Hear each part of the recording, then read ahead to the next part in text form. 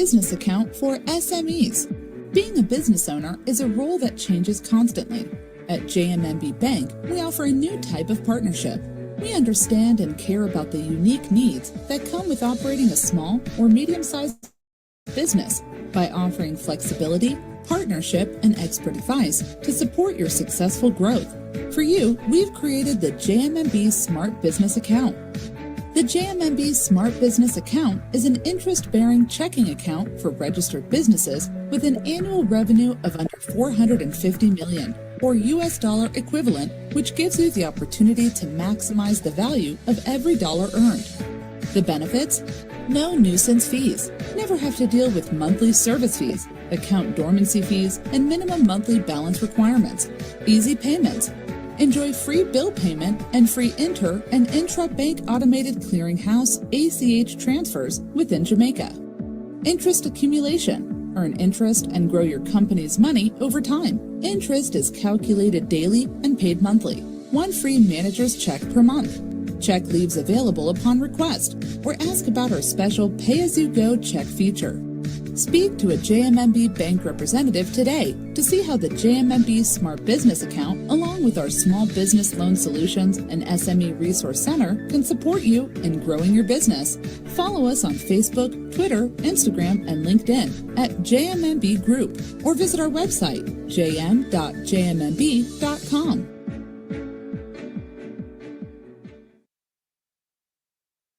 JMMB SME Resource Center, a partnership that goes above and beyond. Because you need more than just a bank, we are committed to offering support and guidance to small and medium-sized businesses, or SMEs, every step of the way. The JMMB SME Resource Center ensures that you are prepared to access JMMB's banking, investment, and insurance brokerage services, along with our business planning expertise. The center provides customized advice to take your business to the next level. The JMMB SME Resource Center will help you to identify financial opportunities, develop a professional business plan, structure financial statements, and solve business challenges with the help of our network of business partners. Are you ready to grow your SME with JMMB? Speak to one of our JMMB SME representatives to find out how we can partner with you. Follow us on LinkedIn, Facebook, Twitter, and Instagram at JMMB Group, or visit our website at jm.jmmb.com. Good afternoon, everyone. Welcome to our JMMB SME Resource Center workshop, a forum that we have designed to empower SMEs to succeed in today's competitive business environment. I'm Tanis, and I will be your host for tonight. I'm also one of JMMB's SME Resource Center officers. On behalf of my team, I'd like to say thank you so much for joining us for tonight's meeting. I hope you're ready to take notes, but don't worry, if you miss anything, we will be sending out the workshop recording as well as the presentation. So tonight we'll be discussing powering your business with public relations.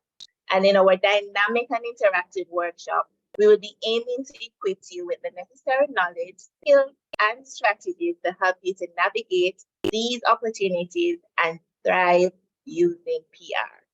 However, before we start tonight's main discussion, I'd like to introduce you to the JMMB SME Resource Center. I know that we do have a few of what I like to call my resident workshop attendees, but we do have some new persons with us tonight. So I'd like for them to become acquainted with what the JMMB SME Resource Center does. As I said before, we want to help our clients to thrive.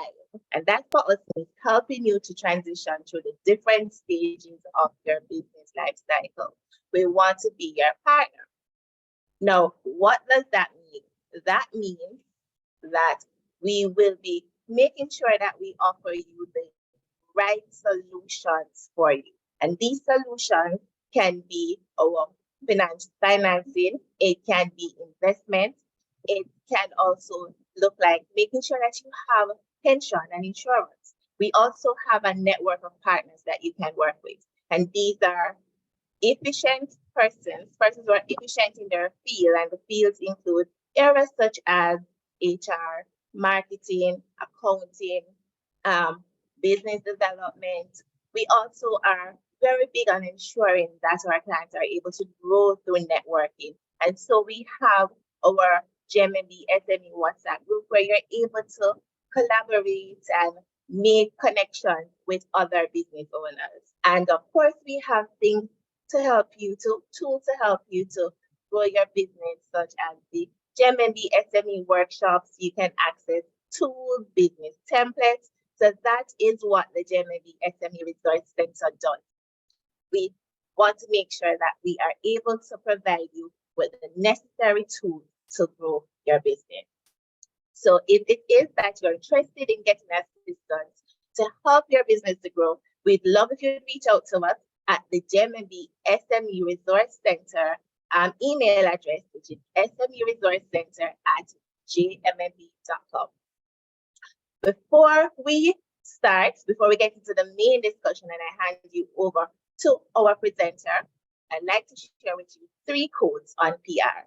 And I want, as we go through tonight's session, that you think about these codes as we go through and listen to what our presenter is going to be sharing. So the first quote I'm going to be sharing is from Warren Buffett, and it says, "It takes 20 years to build a reputation, 5 minutes to ruin it. If you think about that, you will do things differently."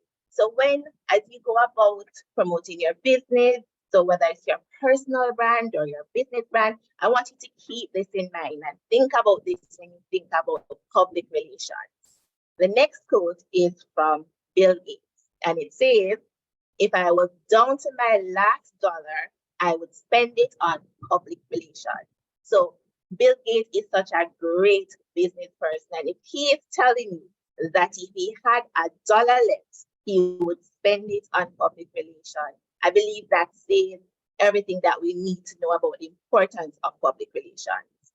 And last, the one that I want to leave you with, last but not least, it says, "Regardless of how you feel inside, always try to act like a winner. If you are behind, a sustained look of control and confidence can give you the mental edge that results in victory." So those are 3 quotes that I want to leave you with before I hand you over to tonight's expert presenter. She's one of JMMB's team members, and I'm so proud to have her with us tonight. Her name is Miss Patricia Valentine, and she has been in the PR business for almost 2 decades. She holds a Master's of Business Administration and also a Bachelor of Arts from the University of West Indies. And she's very passionate about education and community development and volunteerism, which means that it's not a surprise when we hear that she is a member of the Kiwanis Club of Young Professionals. So with that said, I'm going to hand you over to Miss Patricia Valentine, who's going to be taking us through what we need to know about PR and providing you with strategies to help you to create effective PR campaigns. Patricia, you can go ahead.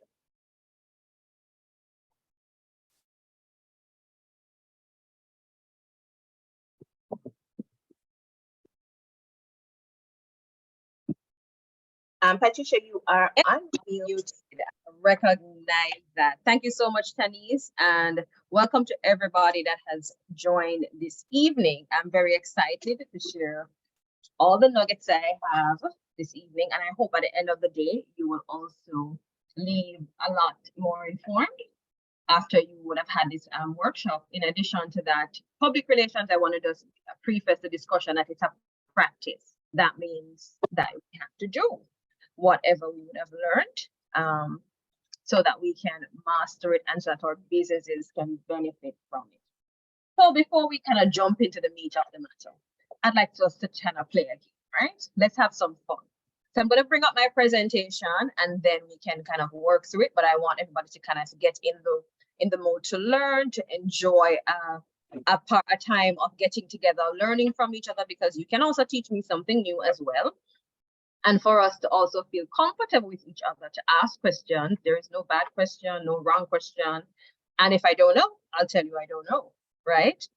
So we wanted us to make sure everybody's comfortable and you can feel free to ask questions during the presentation. If it is something that we're going to discuss further on, we will just go ahead and say, okay, as we go through the discussion, I think we'll answer this particular question just so that we don't jump ahead of ourselves and that we don't get sidetracked. All right, because I also want to observe your time to complete the discussion in the time. So let's go to the presentation and start off with the icebreaker. So just give me a moment to bring that presentation.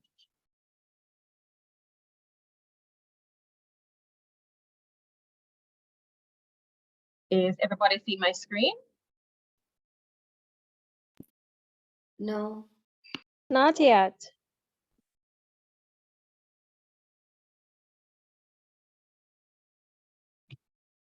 Okay, give me a sec. Let me try again.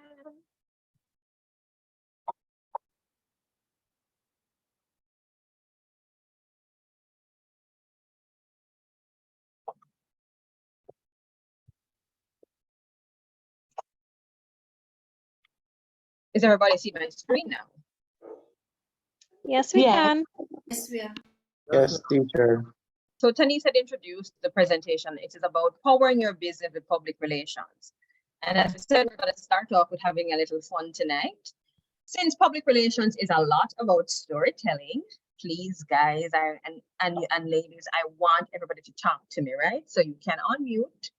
And then I'm going to ask Tanis to help me to say who is the next person. So the idea of this particular game, so to speak, we'll just do it for a minute, is I will start off with telling a story and I will ask 3 persons to answer that story based on what the previous speaker said.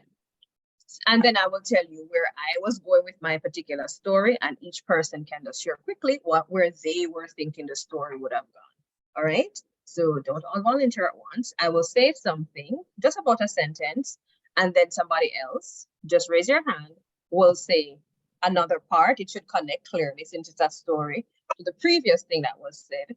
And then the third person will do another sentence that connects. Everybody's clear on where I'm going with it? Just like how you'd read a story. We're fine? Clear? This is a great time to unmute and say, yes, they'll follow you, following you. Yes, yes, Yes. teacher. Yep. Love Mary, I'm loving that. I'm loving that, right? I love the energy. So this is how I'm gonna start the story.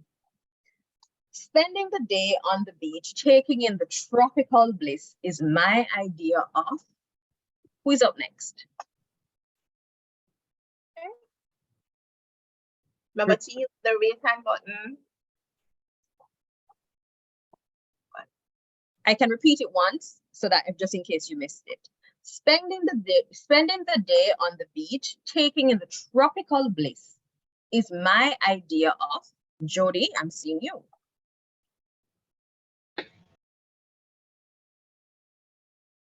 Go ahead, Jody. You can follow with the rest of the story. Hi, thank you.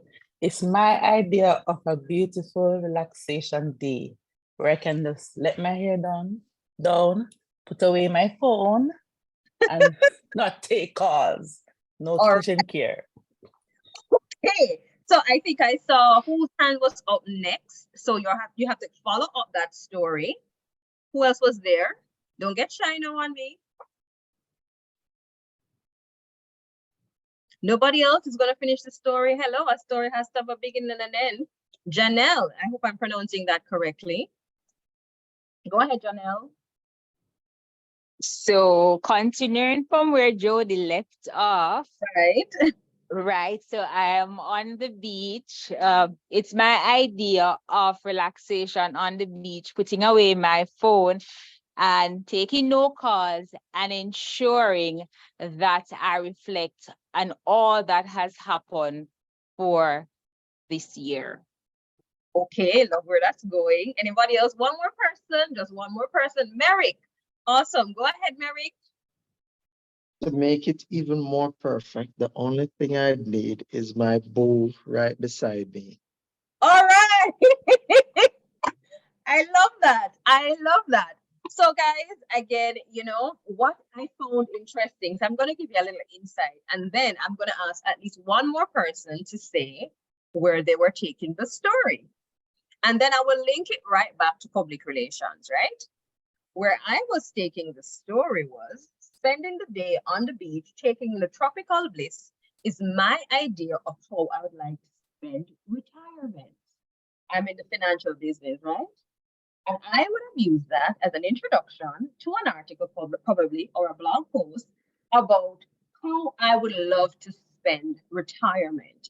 I want to spend retirement enjoying myself. I want to feel relaxed. That is the idea I was going with. But Merrick, maybe you can tell us where you were going with the story when you kind of finished it up with your book. But I was taking it with in the direction of spending time with my partner. Right. And Vacation. just say again, Maybe a nice vacation. a nice vacation, right, with my partner. Jody, where were you thinking of taking this story? Well, honestly, I was thinking of a day off, a day just to relax. I've been going night and day. I'm in healthcare, so I'm really always working. So I would love a day with, with no Wi-Fi, no phones, nobody Oh, else, just a day to sleep. I need some sleep. all right. So, Fair enough. so self-care, wellness. Self-care. You see, I was going retirement. Merrick was going a nice romantic time with his boo. Jody was going for self-care. Janelle, where were you going with this story? I was just building on Jody's story. That sounded like it was self-care. But Fair. if I had taken it from your perspective, I would have used it as my work day, what my perfect work day looks like. You see, everybody has a different way of sharing something. But while we started off this, just to bring it right back to public relations, a lot of public relations is about telling a good story. And we tell a good story in different ways in public relations. And again, why also bring this up as well at the start of it, apart from trying to engage you and getting us to talk to each other, it's also an opportunity for us to realize there is no wrong or right way necessarily about grabbing somebody's attention, right? And to show you how as dynamic, it's probably 7 or 8 words that I probably would have seen, and how to show how that story could develop in so many ways, right? As I said, I'm in financial services, so I'm guilty. I was thinking of a retirement story. Boring maybe, right? But if we started off with that, you probably would have read that first line, right? Because you're like, okay, that's okay, I didn't think retirement, but that sounds like it could be good, right? So again, it just goes to show, if you tell a good story, then people want to listen to it, right? Now let's get into the meat of the matter. Thank you so much, guys. Again, clearly I'm guilty of the financial services obsession, right? Let's get into the discussion on public relations. I have another question for you. What do you think public relations is? There is no wrong or right answer again, guys. It's what do you think it is, right? So you can't be wrong for what you think, right? Today is about learning and for us to make adjustments to some of the thoughts that we would have had and build on the knowledge that we have, right? So tell me, what do you think public relations is? No Googling, guys. It's not school. So you can always get a part of it or so. Anybody? Don't let me start looking at names and behave like a teacher now, you know. Merrick, I'm gonna look. Oh, sorry. Go Can ahead. you hear me? Yes, I'm hearing you quite clearly. Okay, so my name is Javon, Managing Director of Catalyst Sports, founder as well. Okay. I would say that it is establishing engagement channels with the masses. Okay. Engagement channels, what you mean by that? Well, as we know right now, the traditional engagement channels or media are radio, newspaper, television.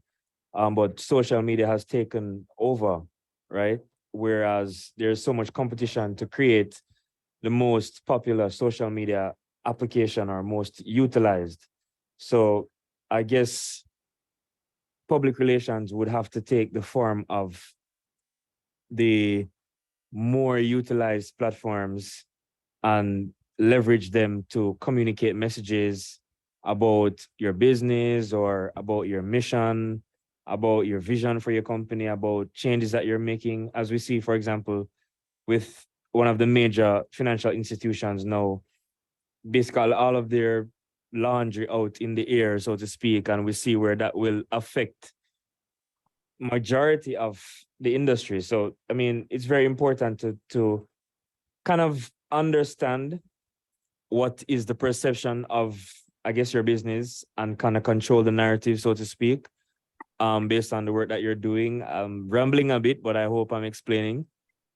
You are definitely hitting a lot of great points, and I love how you mentioned about perception. I also love how you mentioned that there is an impact as well in terms of that public perception, and that's a lot of what we're going to talk about tonight. So you're definitely on the right track, and also mentioning that there is a level of engagement with your different what we love to say in public relations are publics. You'll hear a little bit more about that later on. Because again, it's about engagement. It's not just telling people things, but engaging. So Catalyst, you're front of the class so far. Let's see who is going to join him at the front of the class. I see Denise. We haven't heard from Denise yet. Would you mind sharing and unmuting Denise? Hi, good evening, everyone. Good So evening. are you hearing me? Yes, we're here. Yes. Okay. Loud and clear. All right, so I am the founder and CEO of Dalwich Funeral Arrangements and Supplies.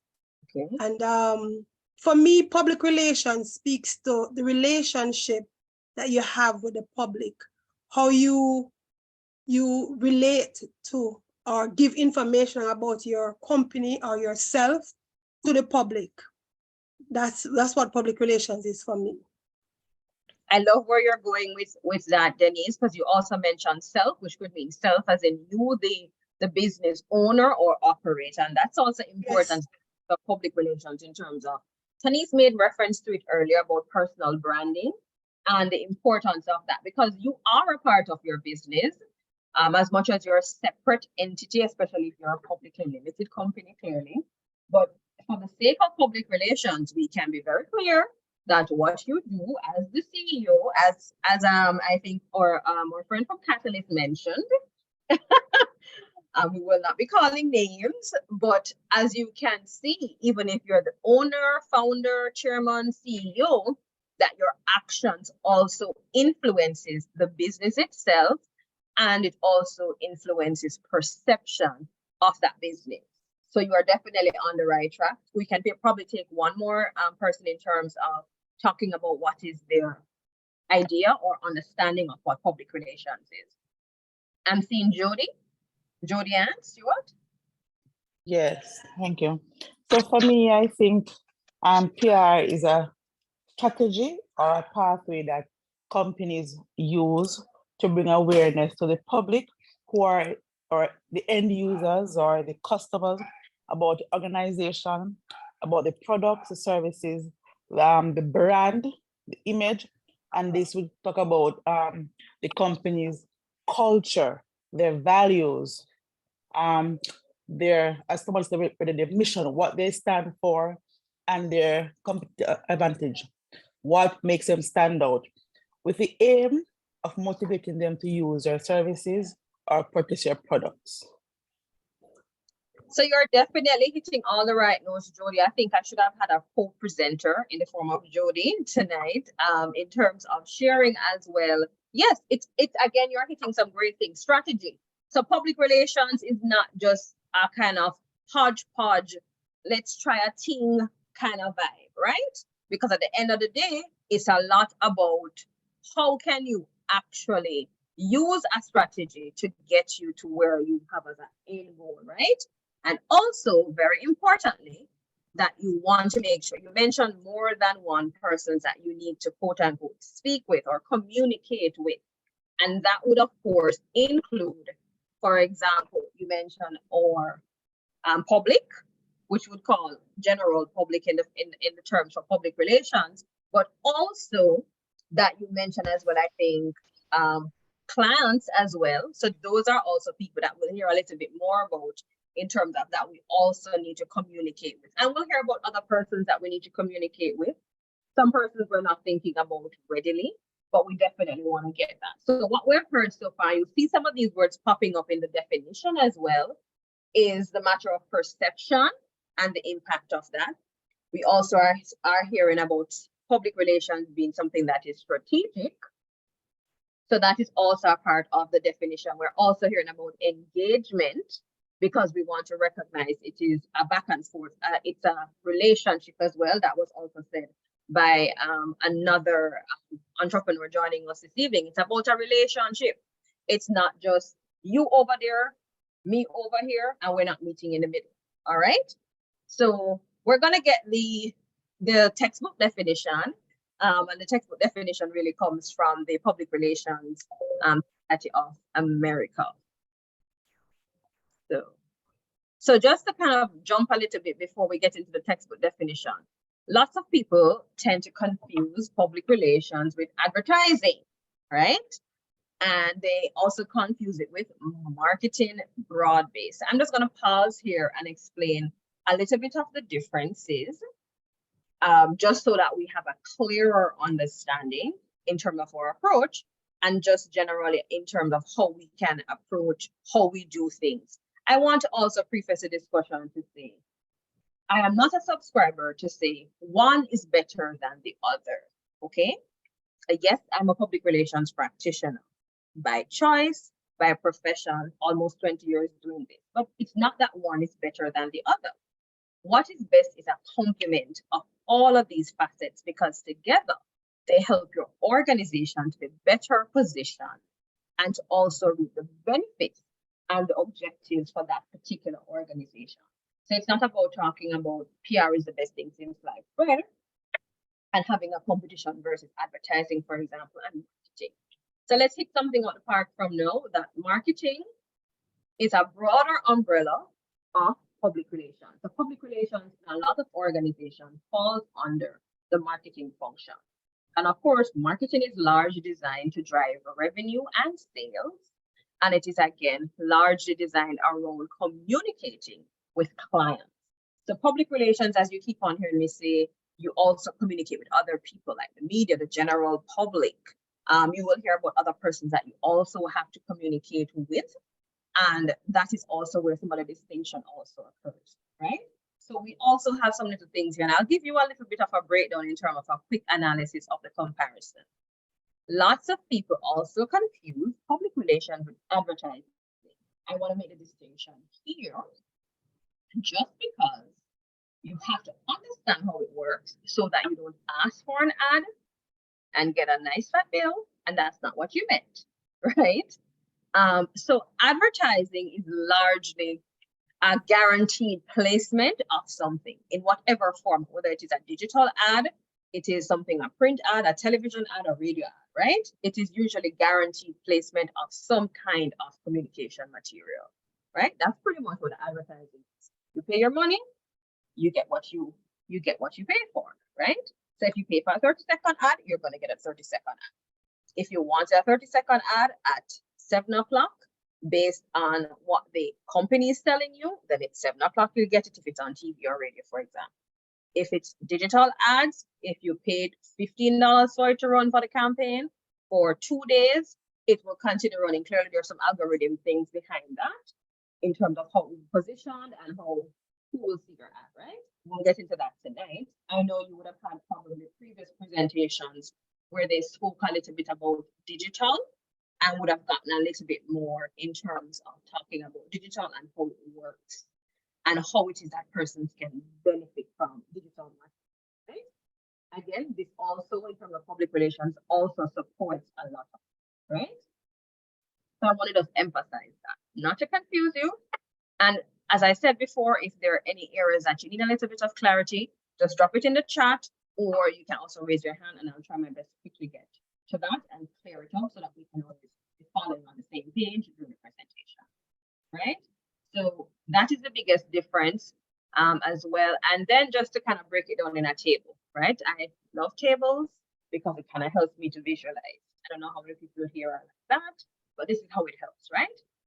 So just to quickly go through, before I give you the actual definition of public relations. Public relations is usually seen as a little bit more objective and credible because it typically comes from a third-party source. So it's usually like me saying to you, oh, JMMB is so great, as the media, for example, right? Versus comparing it to an ad where JMMB is saying to everybody, by the way, did you guys see me? I am so great. No, you know, people love to say, especially us as Jamaicans, self-praise is no recommendation. Don't really buy that, but so some self-praise is good. But guess what? If Tanise came and said to you, you know, I had this particular experience, maybe not Tanise, maybe Judy, came and said to her friend, you know, I had this great experience with JMMB. They're so great. That's like public relations. Somebody else is telling about the reputation of this specific organization. So usually you see it as a little bit more credible because somebody else experienced it and they share that message. Because you're saying it about yourself, as people sometimes believe self-praise is not necessarily a great representation. Take it with a grain of salt. That is how I see it. And again, people think marketing is the voice of the organization. So what am I going to say about themselves? Am I going to say nothing bad? That's what we're going to say, right? And then social media, there is some credibility that you will get as well from social media, because guess what? In social media, a lot of it is some two-way communication. So if what I am saying to you, it don't go so, you can always comment and say, no, JMMB is lamb telling, or JMMB, I had this bad experience, or JMMB, I had such a great experience with you. I love the customer service. I was doing this particular thing with my business and you were able to support me. So that way, you know, what is happening is you can go ahead. Is it my sound that is inconsistently? Let me just double check. Yes, it's your sound. It's my sound and I'm sitting in the office. Oh no. Right. So sometimes they go, we hear you, but it fades. Okay. So is there anything that you would have missed so I could probably repeat that? No, we didn't miss anything. Everything, but if you guys missed anything and you want her to repeat it, just let us know in the chat.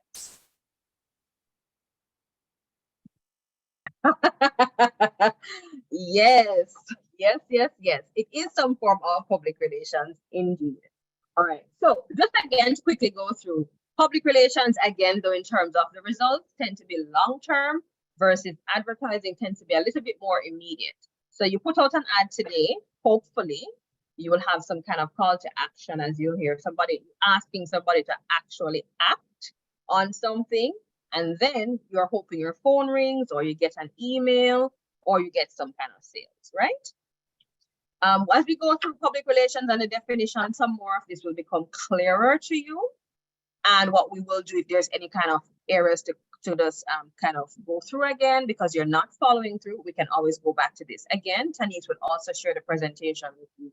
So you can always take a closer look at it and then kind of delve into how this might be applicable as well. Are we still following? Everybody's good?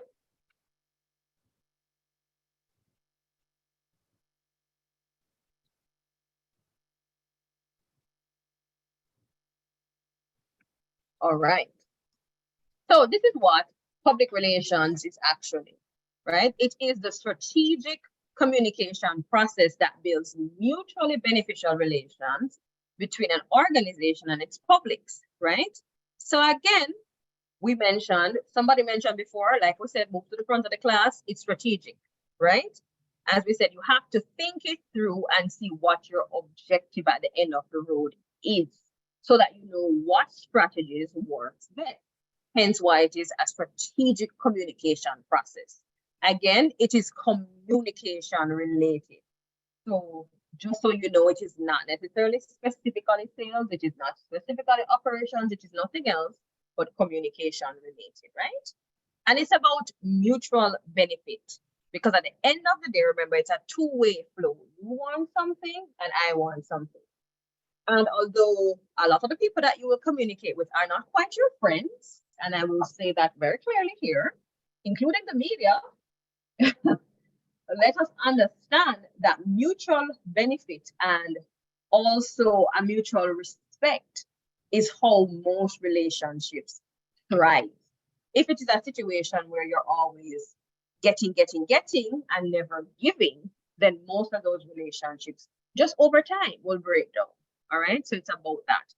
And a lot of public relations, again, will be based on research. So we want to make sure we underscore that it's not just what you think, it's about the research. Because again, that is how you're going to know what it is the public perception of you. How do you know you want to change the perception? How do you know you want to influence that perception? How do you know you want to cause some kind of action? It is because you would have had some research that suggests or says to you that this is the current perception and this is the perception as an organization we'd like to get. So how do you move from point A to point B? What can you do to bridge that gap? And public relations is what can help to bridge that gap and pull your business to where you want it to. All right. So why public relations? What's the value? We kind of hinted at a lot of it. It's about building relationships and reputation, right? And guess what? Your reputation is critical, as we would have had a discussion about, and we have alluded to some of this even in our introduction. Your reputation talks about your credibility, about trust. And at the end of the day, people want to do business with people that they trust, with people that they respect, with people that they think are responsible and are actually doing what they say they will do, right? And that's quite important. And that is also important in terms of building up your business as an expert in the area, whether it is, for example, if you're in a consultancy business, then again, it's about being a thought leader. How can you have persons understand what value you add to that business? So like JMMB, we're a financial institution. Our reputation has to be built around stability and trust. Because if you don't trust me with your money, we're going to have a problem, right? And I'm expecting that you trust us with your money, right? But again, it's about building that up.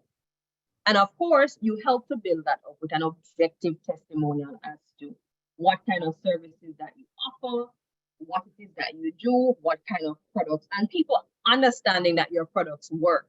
So again, if you're selling something poorly, if you see that you're selling a faulty service, just like any kind of thing, if you have bad service, no matter how you publicize it, no matter how you talk about it, remember, it's about building a reputation. What is your reputation going to be? Because when the rubber hits the road, if the product is faulty, the reputation will be that this company is a scam, is a fraud, right? And then you're going to have the work of managing the crisis of saying, no, that was a one batch that was bad. And then we now have to make some kind of, make some kind of pullback on that particular product. That's how you have product recalls, for example, right? It's about managing crisis. So understand as well that these things can happen. You can get negative publicity. You can have negative situations. And this is also how public relations helps you. At the end of the day, when you're in a crisis, because crisis can happen for any business, it could be a situation where and again, crisis affects your reputation. At the end of the day, what you want to have is not a crisis tumbling your reputation. Tani started out the discussion saying it will take you 25 years to build a reputation. And it can take actually less than 5 minutes to damage all of that reputation. That is how important your reputation is, because if we have a strong reputation, it is again going to endure people to do business with us. And that is also why public relations is so critical in times of crisis, to help us to manage those relationships, continue to build up our reputation so that people don't lose trust in us, so that we can maintain our credibility. Because at the end of the day, if you lose that, as people would say, if you lose your name, you pretty much have nothing at all, right? And as a business, you can't afford to do that. We have to ensure people have that. Public relations is also a great way to drive brand awareness. What do we know about you? What is it that people are saying about you? And it could be a range of persons. What are they saying about you? At the end of the day, brand awareness is critical to buying. I think you would have also done a presentation where they spoke a little bit about the client journey. And they would have told you, of course, as part of that, you need a level of awareness. If I am not aware of your product, guess which product I won't be buying? Yours, right? You have to have that awareness first. Second, not to break your train of thought. You're still going in a little bit in and out. I'm not sure if it's when you move that the audio kind of breaks sometime. All right, I'll try not to move. Let's try that. I'm hearing you okay now where you are. All right, so I'm gonna really stay in this spot, try not to move. Okay, all right, that's fine. Thanks for that, Tanise. Just to say, at the end of the day, if it is that you don't have any kind of awareness, then you will not be able to take your product or your services down the sales cycle, right?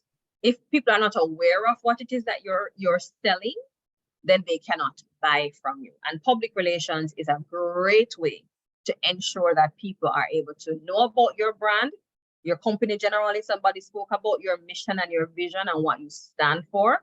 People want to know about that as well. And people also want to know about the services that you offer or the products that you offer. How is it that you're meeting their needs? And of course, at the end of the day, everybody wants some money. So it is also about helping to drive revenue. And of course, we can use specific targeted strategies to help to drive revenue. For example, like a product launch, right? And we'll hear a little bit more about that. And again, just to even point out how great public relations can work. I did say public relations is largely about the long haul. It's not a sprint. It's not as soon as we have a good article in the newspaper, for example, we're gonna be raining down money. But just recently, for example, we would have done an article on a team member that would have spoken about a range of things that she does. So part of what she also does in her outside JMMB capacity is also to provide career coaching services, and she's also an author. And she shared with me recently that having had 2 articles out on her recently, guess what happened? She had 50 books sold in less than 2 weeks and also booked an additional 5 clients who wanted to do coaching services. I didn't ask her how much money that translated to, generally speaking, but just to show that it was from 2 articles. And guess what's the wonderful thing about all of that? She paid, yes, that's right, guys, 0. She paid no money to get that. And at the end of the day, she was able to collect some good sales. She was able to drive revenue from getting some public relations done in the form of articles. And we'll speak a little bit about how you can also translate that for your own business. I recognize that different companies will have different kind of sales cycles. So some things won't work so immediate. And again, I want to underscore that every single article you're going to get is not going to equal to some ching, right? But of course, it is also an opportunity for you to recognize how you build up your reputation and drive brand awareness is how it is that you will be able to see an increase in your revenue. Quick thing, we mentioned these before in terms of public people that we need to speak to or communicate with, or media, very important public that we're going to have in public relations. So the media is going to help us to get our messages out to our different audiences, but also understand that the media by itself is somebody or public, as what we use in public relation, the term publics or an audience that we also need to communicate with. Because at the end of the day, we have to have good what we call media relations so that we can engage with the media in a way that helps to position our company in a positive way and to build our own brands. All right. We'll speak a little bit about how that works and how it is that we can leverage our media relations to get the outcomes that we want. We've spoken a lot about clients before and customers. That is who we're going to speak to a lot. But it's also important to speak to investors. So some of you as an SME will have investors in your business. It's important to make sure that you also communicate to them, because it is how are you adding value as a business, right? For a publicly listed company like JMMB, we would also have investors. We would have a lot more investors in the form of shareholders. And clearly, we also need to speak to them.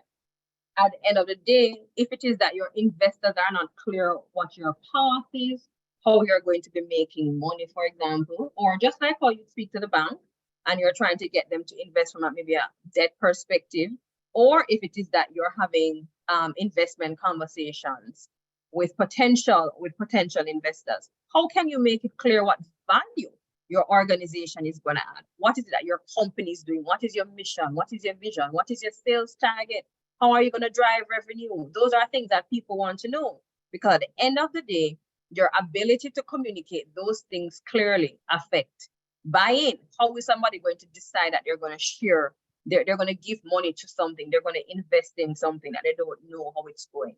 Or if it's going badly, people don't usually throw more money on an investment that's going badly. So that is why it's important.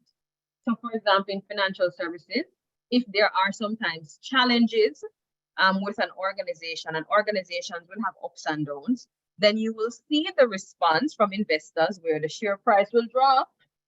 And as a publicly listed company, that's not the way we want it to go. We want the share price to go up as an investor. But again, those are things that will impact a company, and that can also impact you as a business. Some of you will look to go public eventually as a part of your expansion plan. Regulators. Why would we want to talk to regulators? I'm sure I think a few persons here were probably in the manufacturing sector, and you will recognize that different sectors, for example, even beauty, for example, is here as well. And I know there are specific guidelines. For example, the Bureau of Standards may have specific guidelines, or you may have some safety protocols that you're required to observe. And it's important to also make sure you're meeting these standards, sharing these standards with these respective regulators, because again, it's about ensuring that you're meeting the minimum standards or exceeding them, and ensuring that at the end of the day, you're communicating that to the regulators. So you don't have them coming in and finding you, penalizing you, because guess what? This will also have a negative perception. Can you imagine a food establishment where the health authority, for example, comes in to say, well, you haven't met the codes, and as such, we're going to shut you down, right? We would have seen that as well in Jamaica, where, well, the public perception never really changed. People decided they were going to still buy from the establishment, but not all of us will necessarily enjoy that level of loyalty. And then for employees, guess what? Our employees are some of our best assets because they help to sell our organization.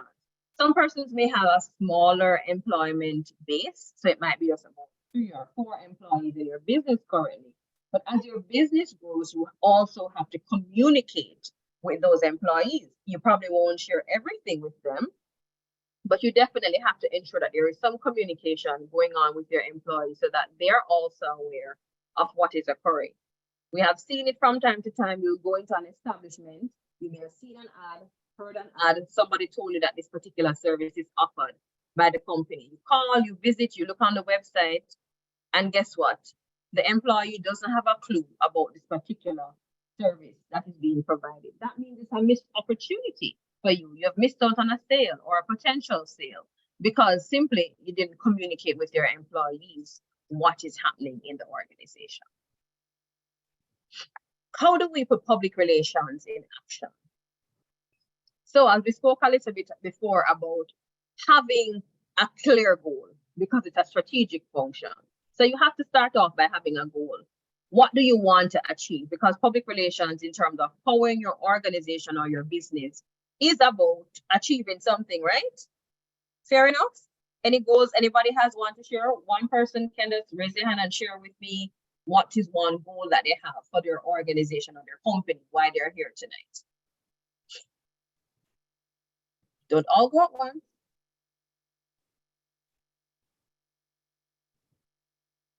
All right, I'll share one goal in the meantime so that we don't run out of time. Is one of the goals that we definitely will have is how it is that you can generate revenue. Maybe you have a specific revenue target, let's say 500 million in the next year, right? You have a goal, you have something specific that you have in mind. It's great for us to break it down. And I mentioned that you don't just want to increase the revenue. I see Nicholas raising his hand. Nicholas, would you want to go ahead?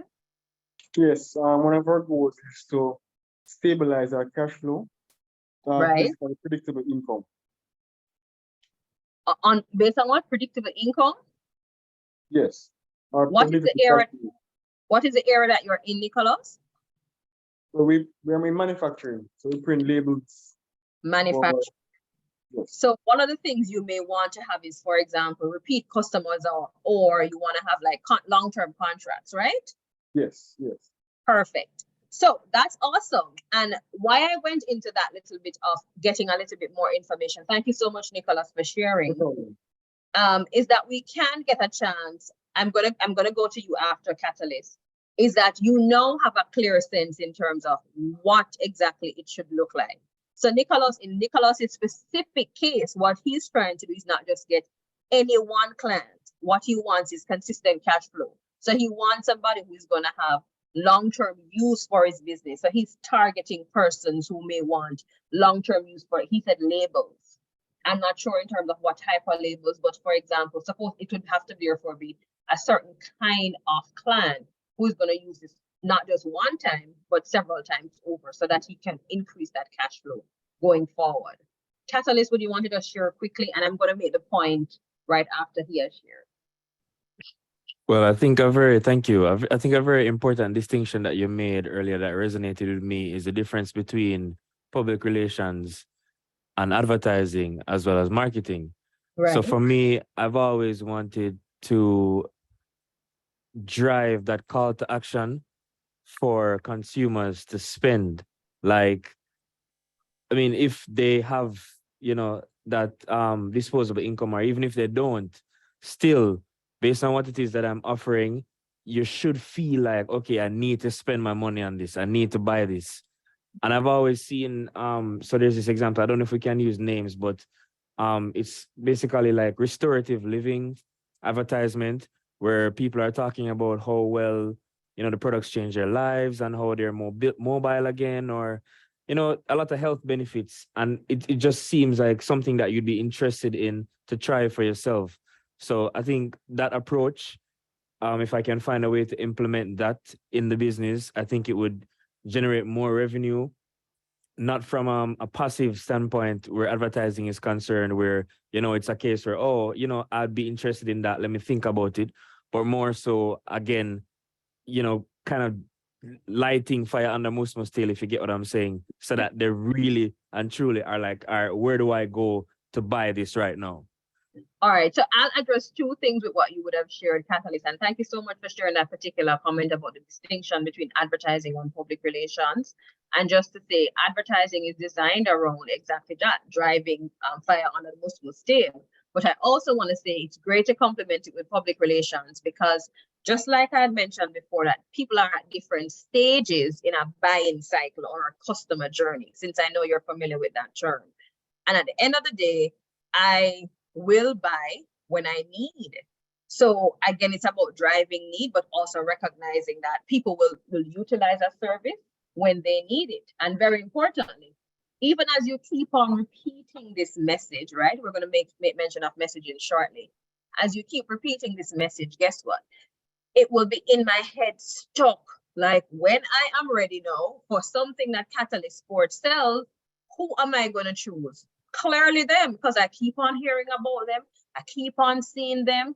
I keep on hearing good things about them. This brand is out there everywhere I go. And therefore, when I'm ready, I will definitely be buying from that specific organization.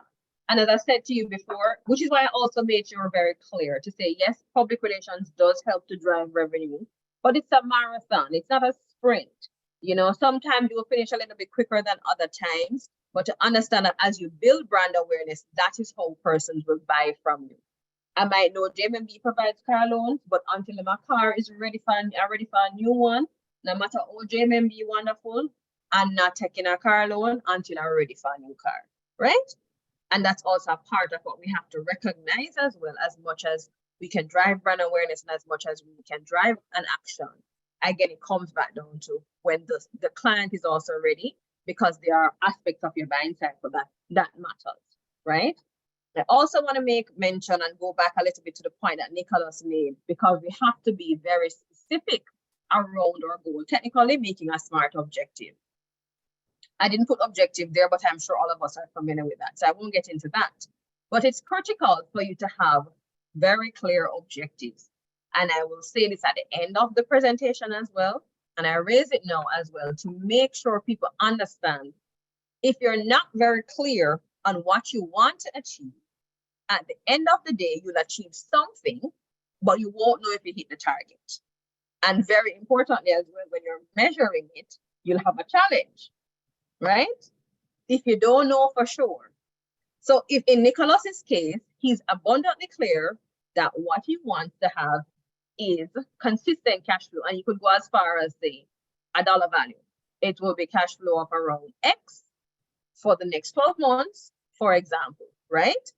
Because no, he can break that down to say, therefore, I need to drive sales around this product versus that product, or that service versus that one. And this will help me to achieve my specific goal at the end of the day, right? And that's very critical because, as I said, different products we have, because some of you will sell different services. So just like what I gave the example before with the person who is an author and is also a talent consultant, right? It's two products that she's offering, right? Technically one product, one service. So she's selling a book, which is something that you can just buy off a shelf, buy online, whatever, finished, done. But it has a different audience than the talent consultancy, right?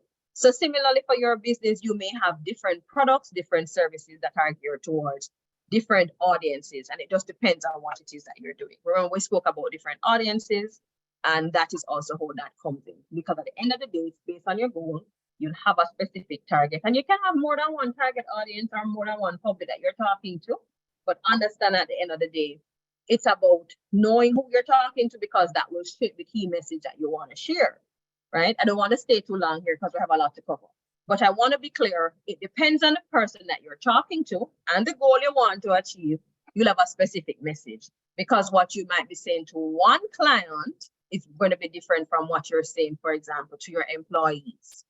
Maybe you're saying to your employees, we're going to be focused on a specific service, and this is how we can change that. Maybe we're going to be saying to the media, we're going to be building our expertise, for example. So say, for example, as JMMB, we are focused a lot for, say, let's say selling retirement.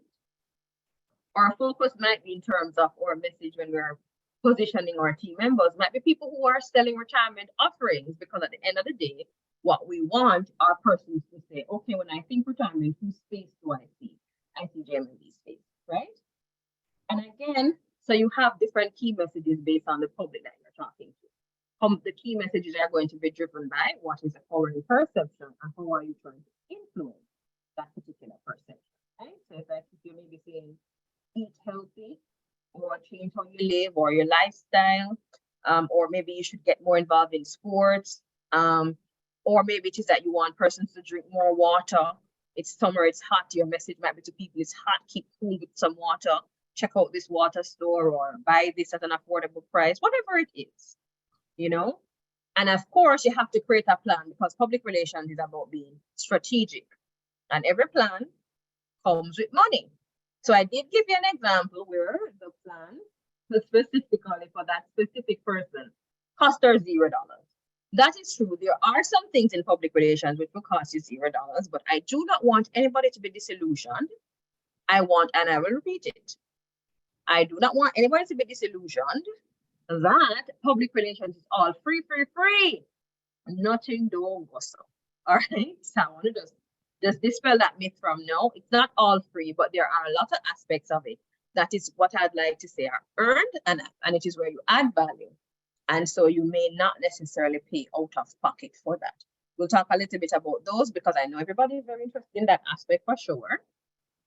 And of course, at the end of the day, having come up with a plan, that is the most important thing. Having come up with the plan and the message and choose the target audience and have the goal, is implementing that plan. And we're going to talk a lot about how you can implement this particular plan. What are some things that you can do? And again, I want to emphasize, no one size fits all. Different organizations will have different approaches, and that's okay. All right. We're going to implement that plan. And at the end of the day, we want to measure effectiveness, because there are always learnings to be had. And when we did something great, we want to replicate that. And when we didn't do something so great, we want to either tweak it or remove it from our line. All right. Now to get into, we mentioned this a while ago about earned, owned, and paid. I'm not going to spend a long time on this because I want to get through the other aspects of the presentation, but I want to make sure I make it very clear that in public relations, there is a level of earned public relations. So that is a situation where oftentimes, for example, from a media perspective, you're getting coverage because it is earned. That is, you did something that was relevant, something that added value, something that the media is interested in. And that is how it is earned. So you're not paying for it. And because you're not paying, the coverage is not guaranteed. It is not that, okay, then I invited the media to my event and they ate my food. And so they have to come carry me in the newspaper, right? We want to make that abundantly clear. We're not going to be fighting with the media. Hey, you came to my event. I don't see my story. We're not going to be having that, right? But it's about, again, building relationships. It is about you adding value. What kind of value did you add for you to invite the media to your event? Do you believe that there's value in what story that you have to share? And it is important for you to share that value with persons that they can say, you know, this is great, this is worthwhile listening to, sharing. And this would also apply, for example, to bloggers, different people, different influencers, which is a very big part of communication these days in terms of marketing. Influencer marketing is also very popular these days. You have to make sure that it's earned, and you earn something by adding value, right? Because just like a product or a service that you're offering, the reason why people buy it, you're earning their money. At the end of the day, you're solving a problem for them. The minute you stop solving a problem for them, then they stop buying your product, right? Similarly for media, especially, you're earning your value because you're providing content, and you're providing content that is suitable for the specific media. And we'll get a little bit more into that, and how you choose, what you choose, who does what, where, when, and how, right? We'll get a little bit into that. As I said to you before, typically seen as more credible because guess what? Somebody's seen it in an objective perspective. The media came, the media shared your story. So it's usually seen as more objective. But the downside is it's not guaranteed. So you can't guarantee the placement because you didn't pay for it, okay? Own content. This is something that we often overlook. I'm not going to ask people to raise their hands just in case, but I want to say to persons, how many people have an active social media, whether it is Instagram, Facebook, and how many persons are actively sharing content that is relevant? Good job, Nicholas. I love it. How many persons, and Pamela, I see that hand as well.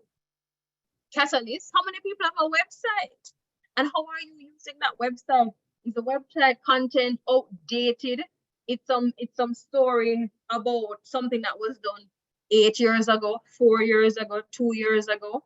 Are you having a situation where the CEO, for example, you started off the company and you're offering 2 products, now you're offering 8, and it's only still the 2 products on the website? Those are things that we need to look at, because guess what? Just like how people will go to your website to buy a product, they'll be trying to find, because you're also communicating with your clients, but I don't see it there.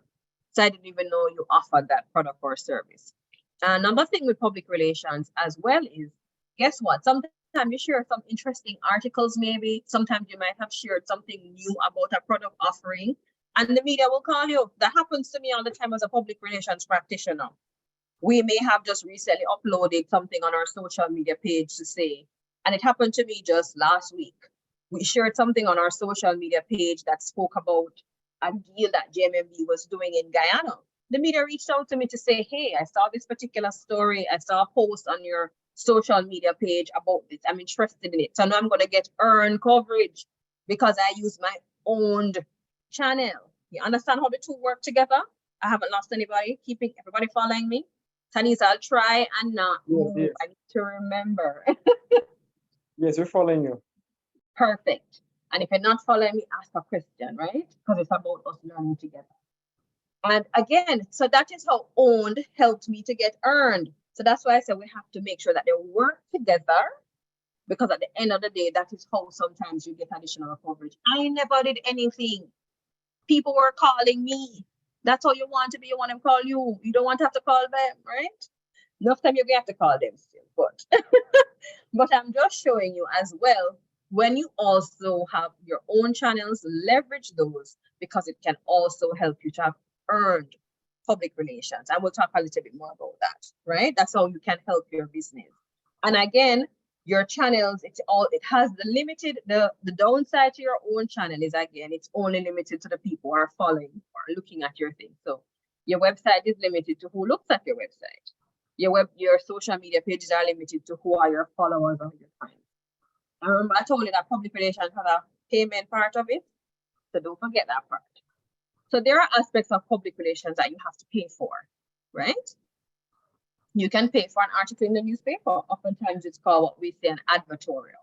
So it looks like an article, but sometimes if you look closely, especially online, it will say in words, advertorial on it. The newspaper they're first saying, it's not me, right? It is somebody else, right? So they're making that distinction. But what it is that you can share content that maybe the media didn't pick up before. Maybe you had shared a news article and they didn't bring it and you think it's substantial.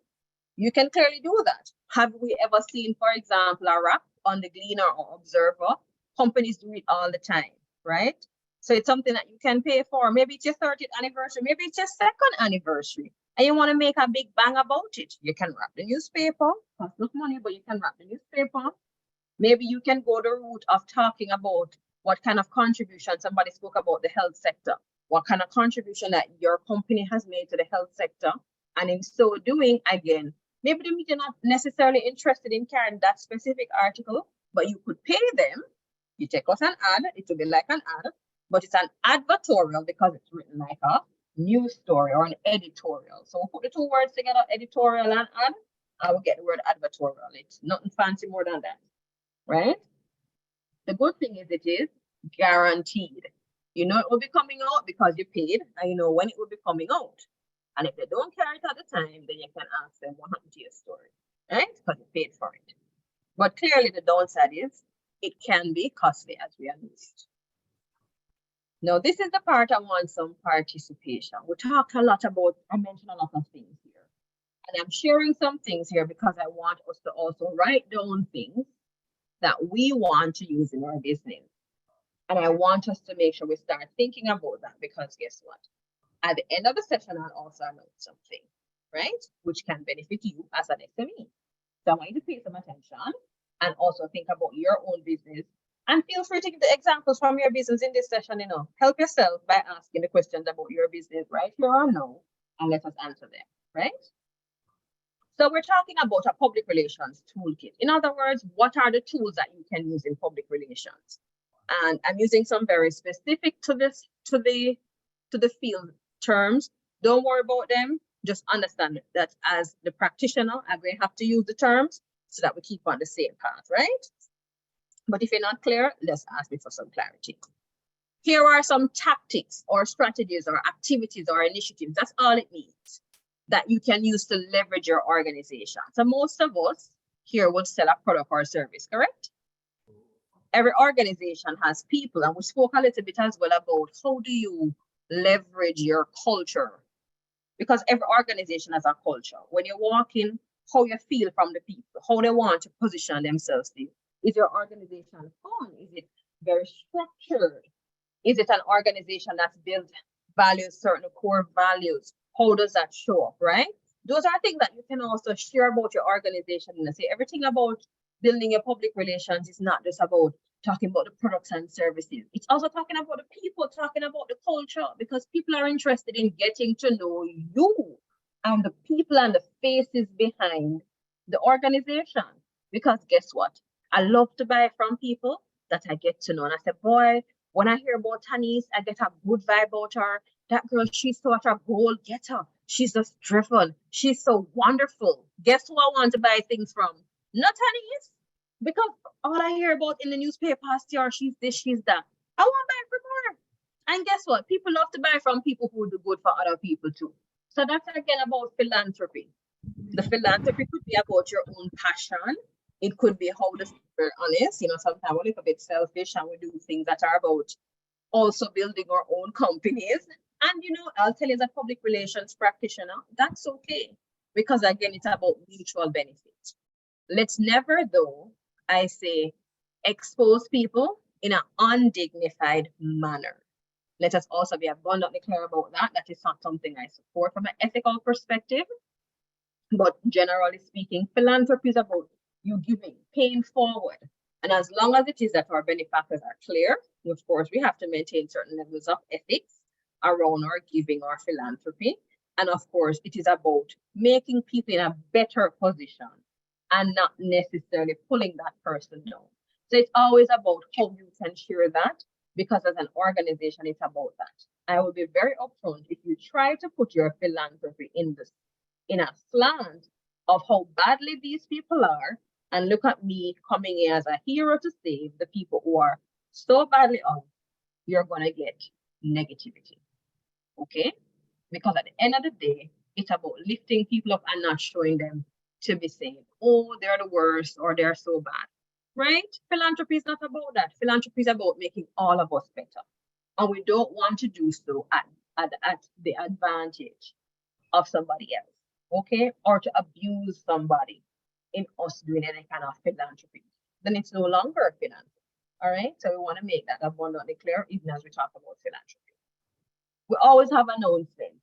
Announcements can come in various forms. It could come in acquisitions. Announcements could come in a situation, for example, let's say you're in the education system and you are the CEO of an educational institution and you got a PhD in a very specialized area. That is an announcement that we could also share with the media. It might be something people have an interest in. Or it could also be somebody getting a promotion in your organization. And you can always write something about that which speaks about, so there are different types of promotion. It could be promotion in terms of an announcement about, let's say it is somebody who has been with your company for 4 or 5 years. We see this all the time where executives, people are promoted to executive roles. There are ways that you can always leverage your public relations to talk about that. The reason why you do that, is for people to understand who is in your organization. That's really what you're trying to promote. Who are the people in your organization? If you're announcing some major moves, it's so that, for example, potential investors know that you're making moves. It's also for your clients to know maybe your expanded services and offerings. Maybe you're now in a territory or an area that you were not before, right? So those are the reasons why you have these. But let's get some feedback from you. Talking about products and services. So I'll help you out by putting some answers in. And I'll also be honest that a lot of these can be moved around. But if you have a new product, for example, or a service that you're offering, what are some ways, for example, that you could sell this to a particular audience? Let's say to the media. What are some things that you could do to get them interested in it? And drive awareness. Anybody? Somebody? I had a product demonstration, for example, as one way. Suppose it is a tangible product. Digicel does this a lot, or they used to do it a lot when they had like a new phone. They would, maybe bring in the media to check out the new phone so that they could get to see the phone up close and personal, try out the features. Maybe you have a new plan, for example. Maybe you have opened a new establishment, say you're in the food industry or a restaurant. Then you could also invite them to do a tour of the new establishment. Nicholas, my star student this evening. Well, I think if I understand it clearly, one of the examples could be, because we sell labels for the food and beverage industry mostly. Perfect. So a good example would be is that we could collaborate with the Bureau of Standard to explain to persons what a label is and why you need to put certain things on the label. So a good product and service demonstration tool will be saying, hey, right, our code, for example, so the supermarkets or the pharmacy can scan your product in the inventory and also cashier at the checkout point. So it could be a good feature in the newspaper to explain to people why they need certain things on their label. So you mentioned a feature that could speak about that. Just for clarification, Nicholas, when you say label, you're talking about the barcode or you're talking about like a front of label kind of thing where you have, the name of the company, the ingredients. Well, yes, I was giving an example. It's actually both. So you need a barcode and you need. I want to raise something why I asked that, why I said that to you, Nicholas. So as persons would hear, you talked about the food industry, but also the health industry is a good way for you to position the relevance of your business. we have had a lot of discussions around all of these communicable diseases. And there's been a lot of talk about front of label, back of product labeling, and so on. This is a great way for you to also interject your company into that discussion. So maybe it is a way for you to look at, all right, then maybe I could also look at an interview. So let us say, for example, you could get a health professional talking about the labeling and so on. Maybe one of the challenges that people are saying in terms of companies who are not doing this front of labeling or back labeling or whatever it is might be, it's costly. It is not something that's usually done. It's challenging. And you can share instead jointly in an interview, for example, to speak about how your company is making it affordable and what are the proper probabilities or so on. And how it is that this labeling helps the health industry, helps persons to make more informed decisions. So you could actually take it from a completely different angle. So you're using something that's topical, front of label, talking about non-communicable diseases. Yes, you're talking about something label. People are gonna be like, oh, I'm dropping in that. But then something topical, adding your company onto that and making it positive by saying, this is how we can help in terms of helping people to make better decisions.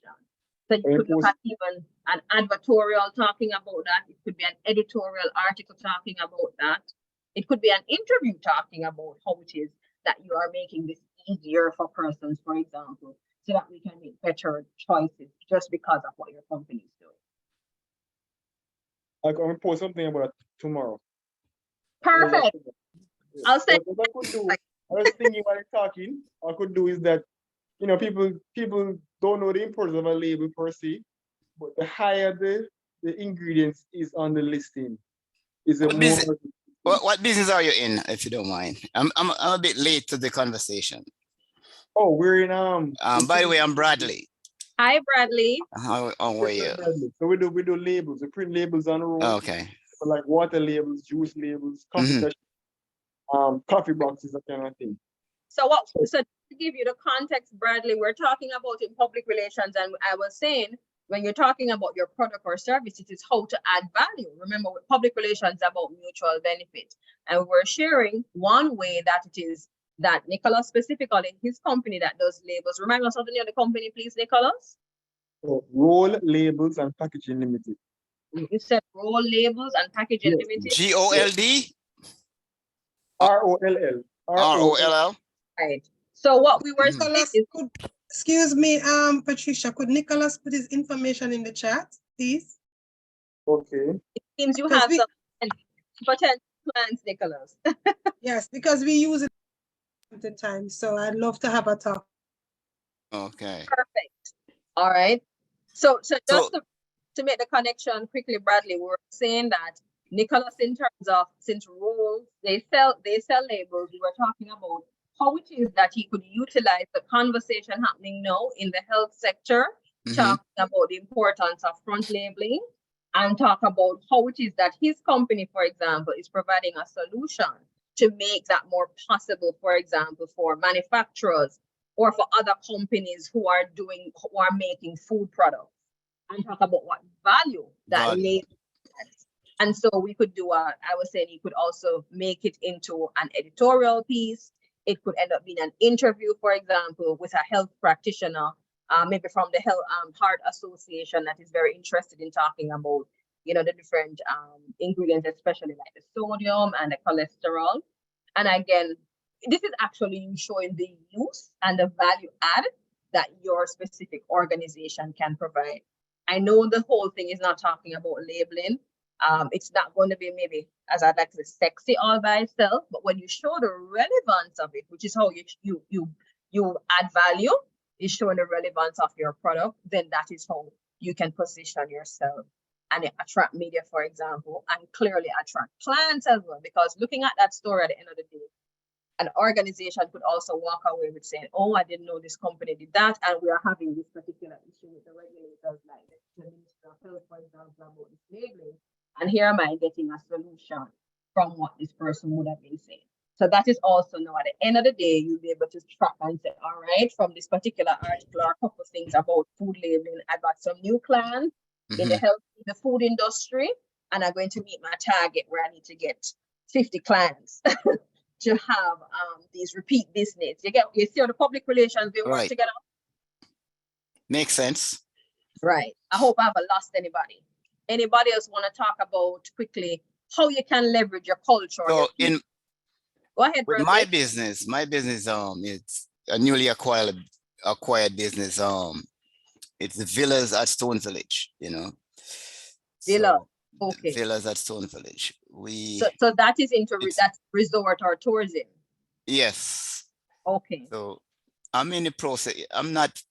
It's not fully established, so to speak, but hopefully by the end of August, you know, I need to launch it, you know. So that's where the public relations comes in. So right, because a great thing would be in terms of, it's a great announcement then for you, Bradley, in terms of the villas, for you to probably invite some people from your target audience, maybe the media, maybe some potential clients, maybe some influencers. You could have a launch event, a kind of almost opening vibe, and show people, because guess what? If I'm going to stay at a villa, I want to see it. I want to see it. I want to experience it. Of course. So it might be great to have a kind of launch event for people to experience that. Remember, I say it's a public relations, not free though, so you have to pay for that launch event, right? You have to make it nice. True. And then at the same time, you could also, giving away plenty nuggets, you know, Bradley, so we have to send you a nice invoice afterwards. But I still going to give you some nuggets because we want people to leave this presentation learning something, using the things. Remember, public relations is about the practice of it, right? True. Probably you invite some bloggers, maybe some influencers who are in the travel industry, because these are the people who experience these villas, and then they're going to share the experience that they have with these villa at this particular villa with their audience. Remember, talk about the credibility. You're using their credibility to build up your business. Another thing you could also do, Bradley, since you've done an acquisition, you probably could go ahead and maybe in August, before you have all of this launch event or so, talk about Bradley Scott recently, whatever you do, Bradley recently acquired villas extraordinaire, for example, and transform it to attract XYZ and all the excitement that's going to come, and talk about your plans, talk about the exciting things to come. Bradley, I'm excited for you already. It's great. Right? So things you can have a launch event, Bradley, to actually have people experience the villa. Yes. Also, preface that we're talking a little bit about who you are, Bradley, in terms of whatever experience you may have had, this acquisition, what it can probably bring to the tourist industry, maybe a local owning a nice villa that can, you know, build up the drum up the support. I loving it, Bradley. I'm loving it. Yeah. They need one last person. They need to move it. My experience is my specialty is not in that area though. I'm newly in that area. My specialty is I'm a telecom engineer, you know, so but it is interesting as well. Yeah, so guess what? You know what I'm hearing that story being a feature on Bradley. Telecom practitioner in jumping into tourism. And how that is dynamic, and how that's and that's what I'm gonna retire it with. All right. So a feature, Bradley talking about how this becomes a tourist guru, for example. I'm building a story for you already, Bradley. Yeah. Right? Denise, let's take your comment. Hi, good evening, Patricia. Hi. Okay, so like I had mentioned before, I am in the funeral arrangements and supplies industry, which is not a very popular industry, where you have people tend to shy away from that because of the whole stigma with the death and all of that. Yeah, people must die. What I've been doing, people must die, but people still run away from it, right? We don't want to die. We all want to live forever. But for me, what I have been doing is I've been in business since 2015. And what I'm doing is putting a spin on the business in the sense that we're not servicing the dead. We're servicing those that are alive, those that are left here. So what I'm doing is I have a website. I'm now in the process of revamping my website, putting in the services that is being offered to the people that are alive and not just the dead. Location. Yeah.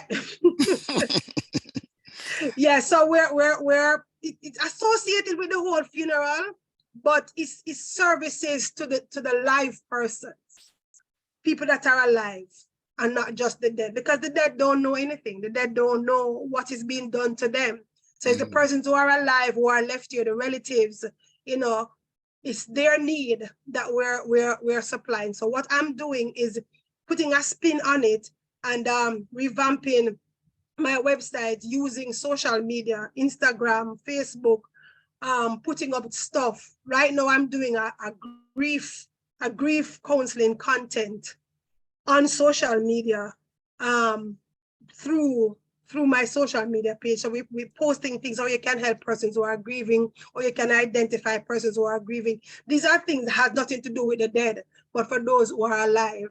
So with that, we're offering our services, the things that they can do, like to memorialize a loved one, the flowers, the memorabilia, all of those things. We're making sure that they're there on our website to pull people to our company instead of just offering the funeral service.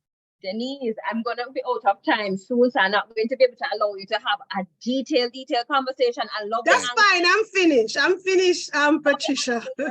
In terms of your key message, taking it away from this, remember we're talking about adding value, so I have to add this comment. I love how you can talk about, you know, it is more or less, I would say cherishing the memories is a great way to sell it. Right. It's about cherishing those memories. And I would dare say to you, Denise, as well, probably an article, it could be co-written, it could be something that, I don't know what your area of expertise is, because I think that grief counseling is something that may need a level of, say, psychological or so kind of background. So I don't know what your area is, but it may be useful, for example, where you could change that into probably a blog post, even on your website. Yes, we are doing that. We are doing that, Patricia. We're in the process of doing that right now, a blog. Transition that into a potential news article and talk about how, you know, people understand that loss is a part of life and how it is that people can grieve, because that is also something that we all experience in one shape or form. Yeah, and grieving is not just losing a loved one. It could be loss of a job, the loss of a relationship. So people grieve for different things. Right. So it's focus the one who's in the loved one, because that is what you sell, right? Yeah, definitely. Right.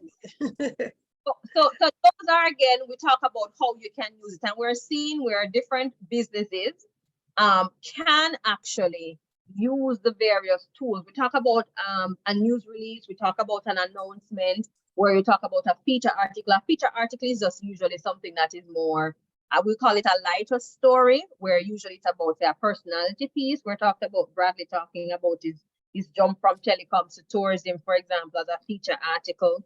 We talk about a launch, like an event simply.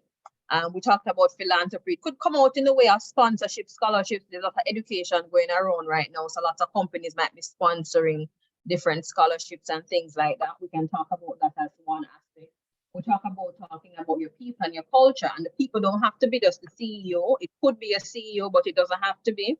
Then he's brought up her product and service, where she spoke a little bit about where we could probably do an article talking about grieving your loved one and how to get over that, and recognizing that she could be transitioned that not just from our website, which is our owned content, as we mentioned before, but could make it transition over to the earned content. Sometimes you have to make a little bit of switching up to it. And we're really going to use that to say we have to jump into how it is that you can make it relevant for media. I do have a very short amount of time left to get through lots of things. So I am going to ask you to bear with me. I'll go a little bit faster, but I still want to make sure, even as I go a little bit faster, that persons can still get the benefit of whatever information is there. And I'm reminding everybody that the presentation will be shared with you, and so you don't need to worry about will you get you can refer to. All right. Talking about attracting media attention, right? So we spoke a little bit about that, about the information that we want the media to cover. It has to be timely. So remember, I just mentioned about Nicholas talking about, I think it's called rose labeling. That again is timeliness. There is a lot of information happening now talking about front of label packaging. And so he would jump on the timeliness of that, something that's important, and then talk about, then add his product on top of that to make his information relevant. All right. We're talking about proximity. That's important to talk about proximity because, for example, if something is happening in Westmoreland and it is centered just around Westmoreland, for example, let's say, for example, Denise, who's in the funeral arrangement business, maybe she's a mobile person and she only serves persons in Western Jamaica, for example, then her content might be more relevant to outlets that are in the Western Jamaica because maybe although Right. people in Kingston can benefit from it, most of our clients will not be from Kingston, for example. And so we want persons to recognize that. So she may want to use the Western Euro to share content. But maybe, for example, suppose a lot of your clients are overseas clients. Maybe some digital content might be better for them. Maybe you want to use a newspaper or a publication that appears largely in the diaspora. That is why proximity is important for you to understand that. True. You know, JMMB, for example, operates in Jamaica, Trinidad, and Dominic. Something that might be happening in Dominic might be relevant to Jamaica, but if you're talking about the same story, you have to localize it because how it is presented in Dominic is not necessarily the way it's going to be presented in Jamaica for it to be relevant. Okay? End of the day, we're going to talk about earned. What is the impact that you're having? So at the end of the day, I spoke a little bit about Bradley shared that he was going to look at his new villa. Maybe this new villa is going to be attracting 50 more rooms to the tourist sector for the winter tourism season. That's Sure. a big deal. That is how you position it from the impact that you're going to have. So it's not just another villa. Okay, nice, it's fancy, but no big deal. This is him putting forward the impact that he's going to have.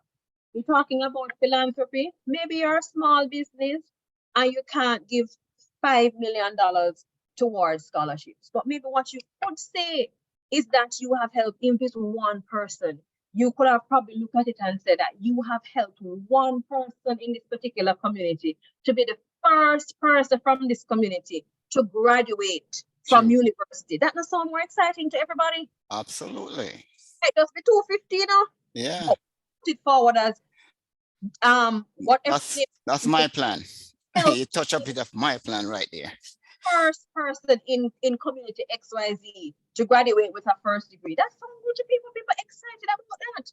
So sometimes it don't have to be the big money. And I want people to recognize it is how it is that you share your impact that is relevant. Again, about prominence or importance. What is the importance? And that could also be the importance of the people that you invite in. So case again with Bradley having the villa, he may invite the Minister of Tourism to come. Clearly the media is going to be interested in the Minister of Tourism coming to have this launch event and speaking at this particular launch. And if you have something novel, it never happened before, it's unique, it's new to your industry. Maybe it happened in foreign, but it never happened in Jamaica yet. Still novel, still innovative. Maybe something new, a new technique, a new feature.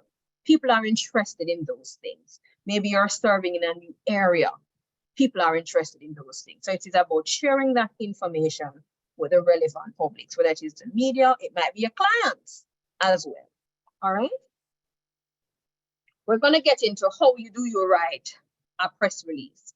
We will not necessarily have the time to go into the actual writing, and it's something that I wanted persons to do, but I will give you an option when we get to that point.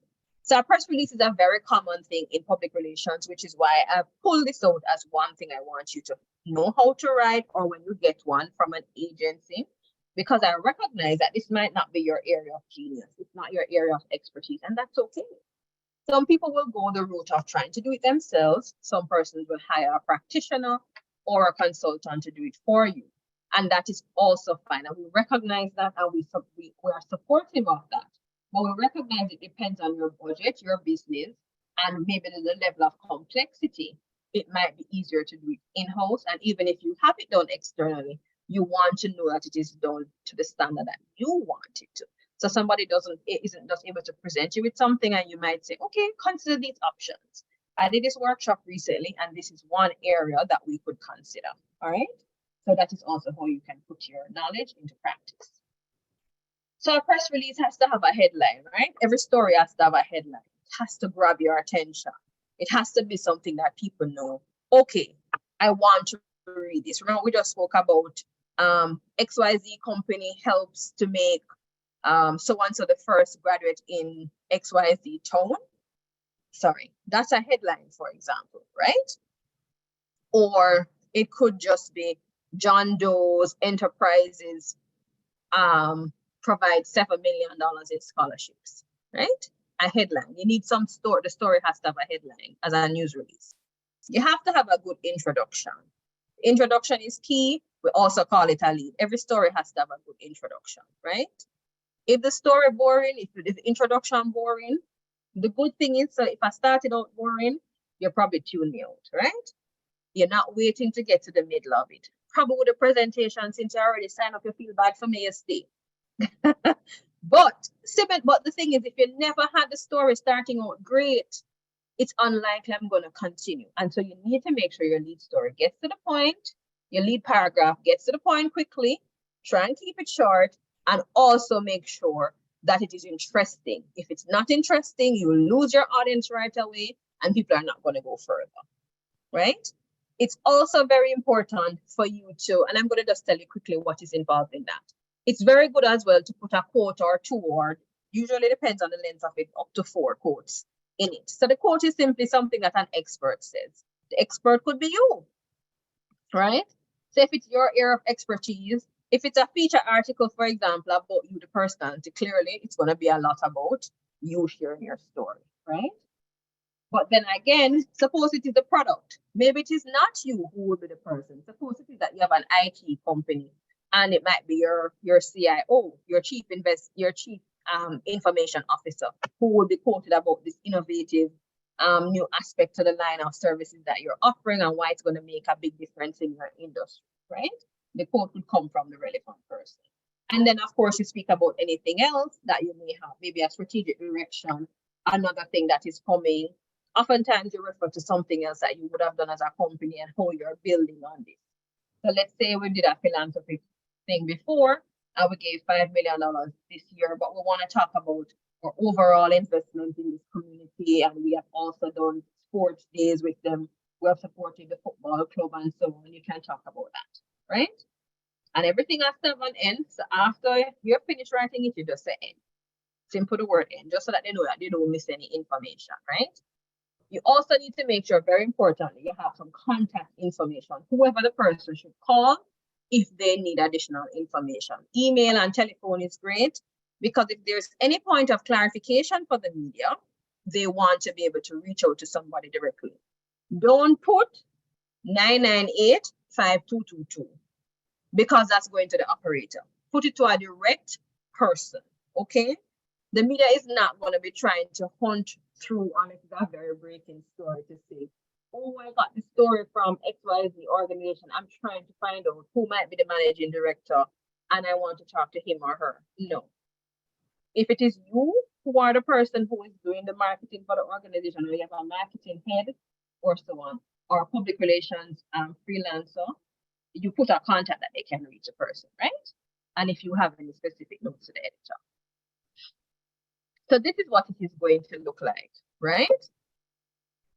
What it's going to look like is going to be a headline. You have to have some contact details. The contact details can be at the top or the bottom. It's up to you. Usually I put it at the bottom of it and I keep the headline at the top. And sometimes you can have a subheading, and with it says the lead, you can't see that information there on the body. I want to bring your attention to something called a broiler plate. That's just a fancy word for overview of your company. Oftentimes, people like to make reference to a little bit about your company. So maybe I might say JMMB is a regional conglomerate, financial conglomerate operating in 3 countries. We have over 420-something thousand clients across these particular countries, and we offer investment, insurance, brokerage, remittance. We also serve corporate clients and SMEs, in addition to providing investment services. Clearly, I say this all the time, right? And I write it all the time.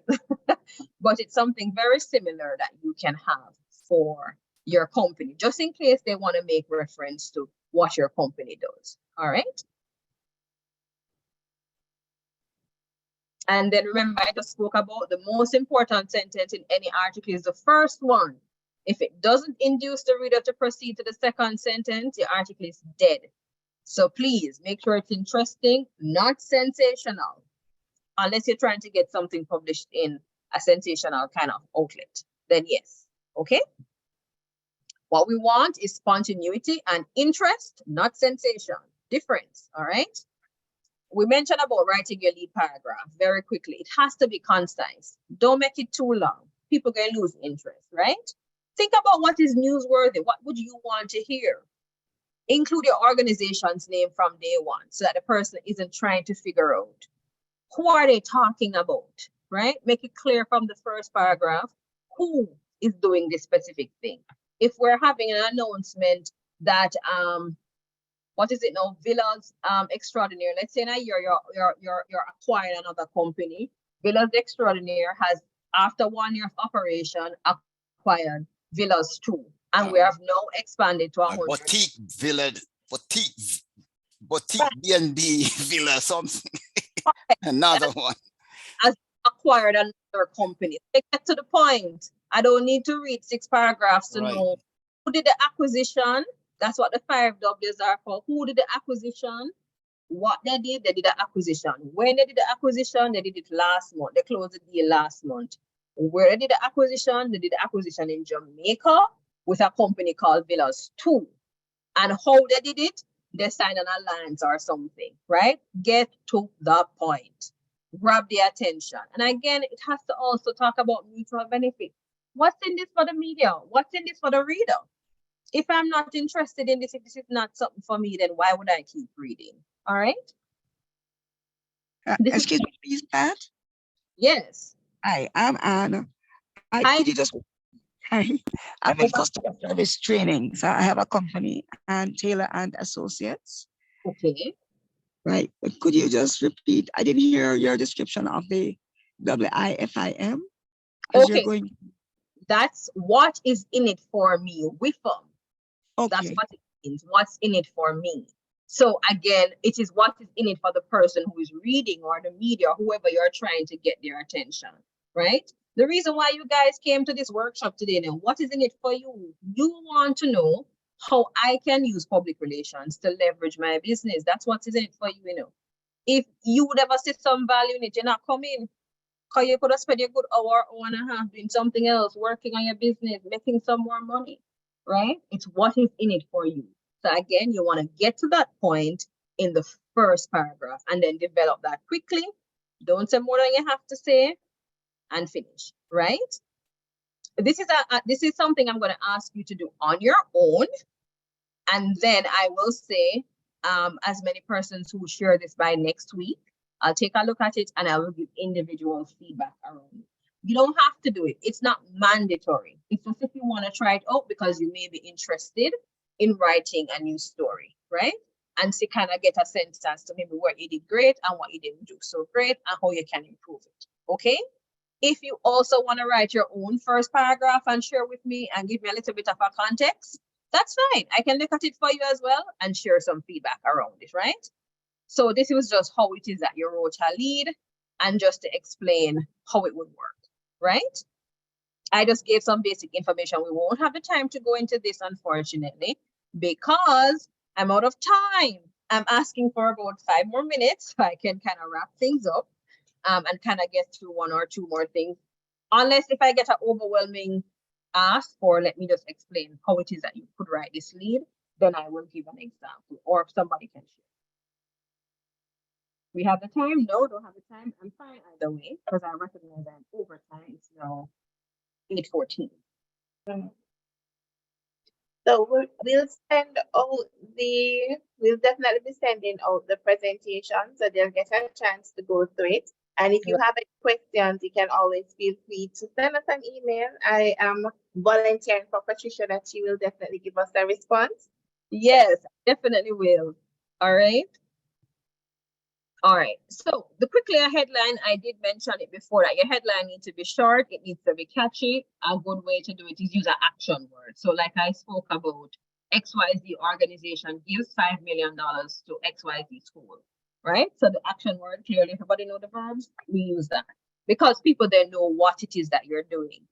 And a recommendation is to keep it under 7 words for your headline. I know some companies have a 7-word name, but where it is, for example, that you have an abbreviation that people might be familiar with, or if you don't have to use the full name, like JMMB Group Limited, in most instances, we just use JMMB Group, then 7 words is our recommended length. No, it is not hard and fast, all right? Again, we talk about keeping it newsworthy, ensure it's attention grabbing, and it tells a story in the headline. So from I told you before, say Villas Extraordinaire acquires Villas 2 and will add 500 rooms. That tells you a story by itself. It tells you one company got acquired, it will now have 500 rooms at the end of the day, right? It tells the story already in the headline. And again, you can always do this other activity and you can share that all at once. Photo releases is a very popular thing as well.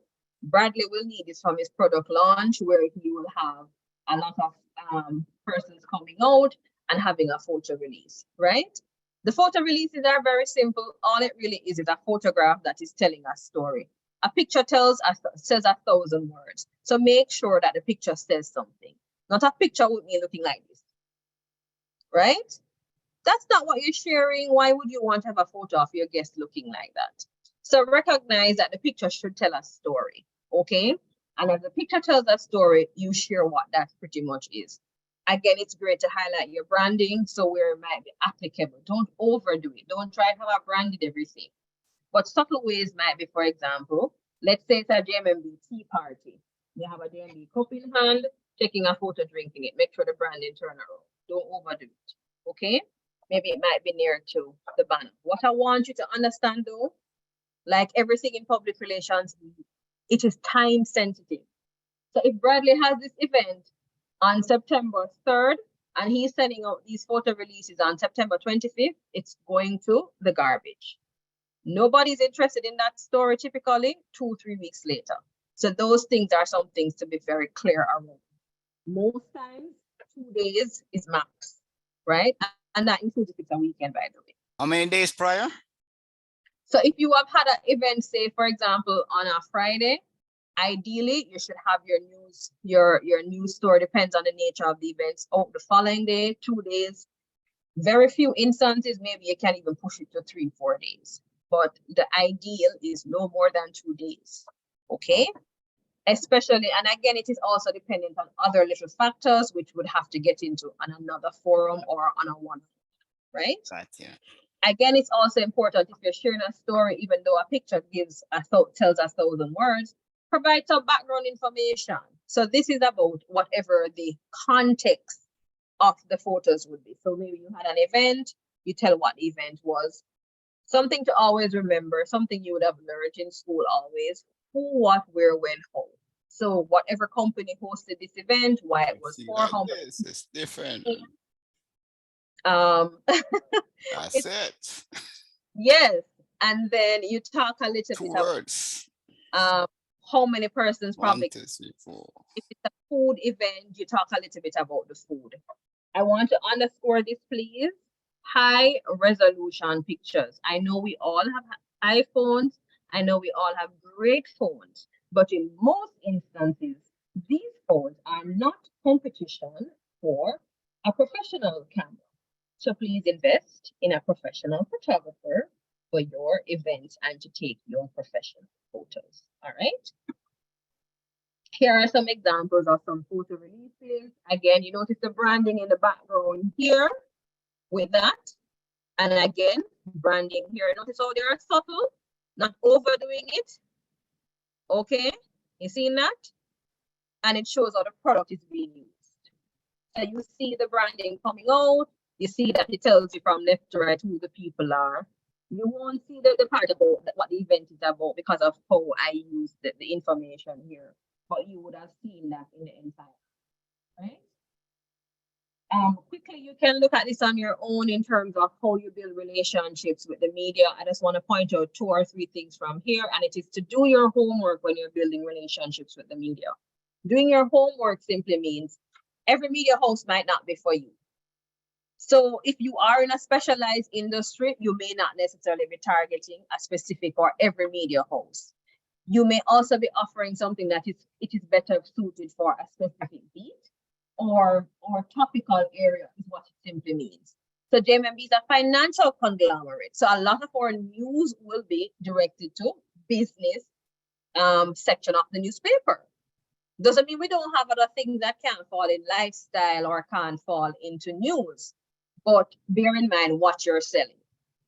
Because if you're selling, if for example, you're selling to the business editor something that is suitable for lifestyle, they're not even going to pay you any money, right? Because it means you haven't done your homework. So understand which media outlet covers what, who specifically covers what.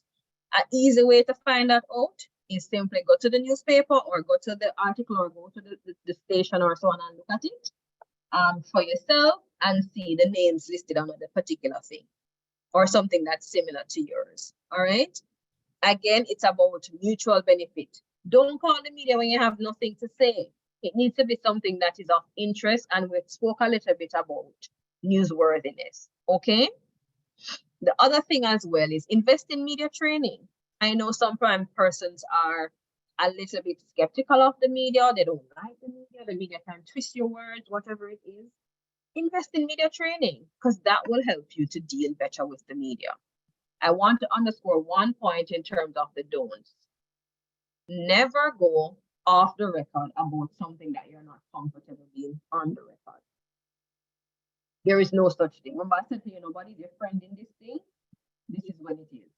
The media has a job to do, and their job is to share what they find interesting. Maybe the most exciting thing about your thing was the off the record story that you're having a new product coming out.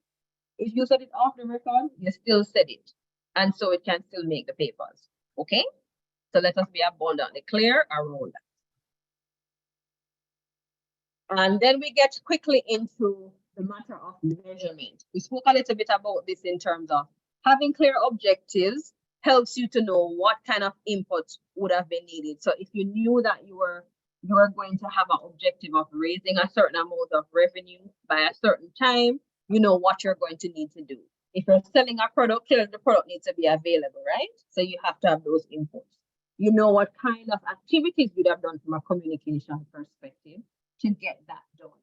You also need to look at what outputs would have been needed. So if you have a product and it needs to be distributed, you need to know that.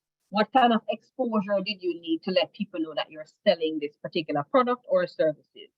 What was your audience taking away from this particular communication? What was the attention? How much were you driving awareness, educating? How were you getting engagement, maybe on your social media channels, maybe from your blog posts, maybe from influencers? How were you getting that? At the end of the day, what you're looking at is the outcome. Some of these outcomes could be in the way of attitudinal change, some of it could be in behavior change, some of it could be increased trust, some of it could be advocacy, and some of it could also be in sales. All right. And then at the end of the day, you want to measure the impact. How was your reputation built? What kind of change occurred, right? And then remember again, just to say to you, if you don't have clear objectives, you will have a challenge measuring. And I'm sharing with you some aspects that you can use. Some of these are costly. I'll be upfront with you. Focus groups are costly, but what you could do, of course, in the absence of that, you could have a poll, for example, smaller polls. Or what you can always do is it may not be as data-driven a focus group, but what you can do is get feedback. Feedback can come in different shapes and forms. Something a team member always says to me: don't take compliments and complaints because they offer great feedback. So your clients, for example, share some kind of complaints. Maybe the product takes too long to get to them. Maybe the service was kind of slow today. Take that's sharing pain points with you and see how it is that you can improve that. Improve. Only had 6 complaints last month. Your aim is to get 2 this month. Because you have to be realistic, right? About the service delivery. Your website traffic is also a way for you to measure your success. How many people are reading your blogs? What kind of information? What kind of traffic are you driving? Look at media mentions. Look at the leads and subscription. Maybe you're selling a particular offering, or you're in a magazine industry, suppose you're in a publishing industry, and you have subscriptions or you have conversions. You can use that as well tangibly. How many people are doing that? Somebody spoke about downloads and maybe that brief book. Maybe what you could do is have people sign up, put in their email address, and you email them about this particular grief counseling and have something a little bit more detailed than just, okay, the stages of grieving are 1, 2, 3, 4, 5. But maybe it could give them some additional information. And maybe it could also include a little coupon for 10% off a specific counselor. And that's how you add value. Somebody downloads it. Now you know you have 15 people who are interested in this download, and you can sell this specific service. All right. So those are some ways you can measure success. These are some additional resources. You can look at those and you're on your own time. And as I said before, there were 2 activities in the specific presentation, and you can always do that. Tanise has committed me, and I'm recommitting myself to looking at those activities. If you do them by next week, to share them with me. Yes, I have a cutoff of next week because remember, I have a full-time job. And as such, I'll look at those and give you some specific feedback. I'll try and type them out because my handwriting is atrocious. So what I will do is I'll share that feedback with you. If you want to take it and use your specific company because you have something in mind, we'll be happy to also share the feedback around that. All right. Now I said I have 2 things I'm going to give away technically at the end of this session, right? Very nice and easy. And it pretty much is, and I'll tell you what it is. I will provide 2 free hours, yes, for free with me to work through any aspect of your public relations. I know 1 hour is not going to get you to have a full public relations plan. That is not hiring a public relations practitioner full time, but you could just think about what is it that I would want an expert to sit down with me for, and a half an hour session and help me to work through. So 2 of them will be equal to an hour. And so I'll give it to 2 SMEs here tonight. It is just up to the person to determine in terms of, I should ask them a question, Tanise, don't. I shouldn't just say anybody who wants to raise their hand, right? Or should I pick my students? What? One quick question, the first person to answer correctly. Okay. First question. So it is 2 questions then. You're saying, Tanise? No, 1 question. Okay. All right. So 1 question and the first 2 persons to answer correctly. All right. So I'll ask something very, very easy. Can anybody, okay, so this is great. So I'm going to ask you to share 2 activities or tactics that you can use in your PR toolkit that can benefit your business. So it has to be 2 different ones, right? So if somebody shares 2, all right, Janelle, time is up. All right. Janelle, go ahead. So, okay. For one, Oh man, a reaction. forward. Am I to Sorry, go repeat ahead? that, Janelle? Right. Okay. So, I think All right. somebody else is talking. I've Janelle. Right. So 2 tactics that you can actually do. Right. In public relation is 1, you can have a launch, or 2, you can do a feature of your product. All right. Somebody was listening, and I'm looking forward to you doing those in your business, Janelle. All Looking forward to meeting you too. So it's next. Who was Patricia. So Denise, you can go ahead quickly and give your answer. All right, for me,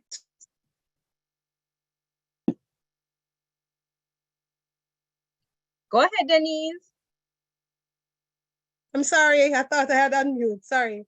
The first one is a photo opportunity or news release and a featured article. All right. So culture.